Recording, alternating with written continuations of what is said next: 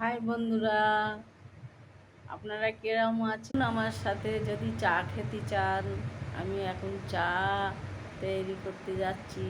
চা করে খাবো। এখন 3:30 বাজে যায়, এখন 3:16 হয়েছে। তো একটু চা খেতে হবে। তো বন্ধুরা চলুন, আমি চা তৈরি করছি। আপনারা যদি খাবেন তো আমার সাথে আসুন। আর যদি নাই আসতে চাবেন চা খেতে, তো ভালো ভালো করে একটা ভালো দেখি কমেন্ট করে দিয়ে যাবেন, লাইক করে দিয়ে যাবেন, ভিডিওটা শেয়ার করে দিয়ে যাবেন, সাবস্ক্রাইবটা অবশ্য করে যাবেন। আমার ভিডিওটা এইভাবে আগেতে বাড়াতে থাকবেন বন্ধুরা। তা এখন এই সময় আমি চা খেতে যাচ্ছি, তো চা করব, চলুন আমার সাথে। যদি না খাবেন তো চা রান্নাটা তো দেখবেন।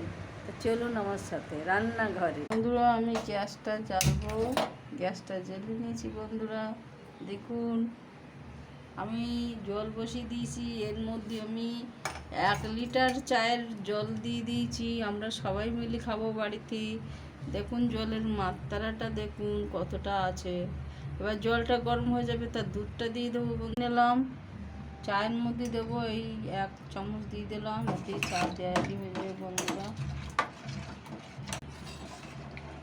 তো বন্ধুরা এখানে আমি দুধ গুলি নিয়েছি, দেখুন ভালো করে দুধ গোলা হয়ে গেছে বন্ধুরা। দেখুন তার চা তো আমি কেটে নিচ্ছি কাশি দিয়ে, ফটাফট কাটা হয়ে গেল বন্ধুরা। আমি চাতে দেব।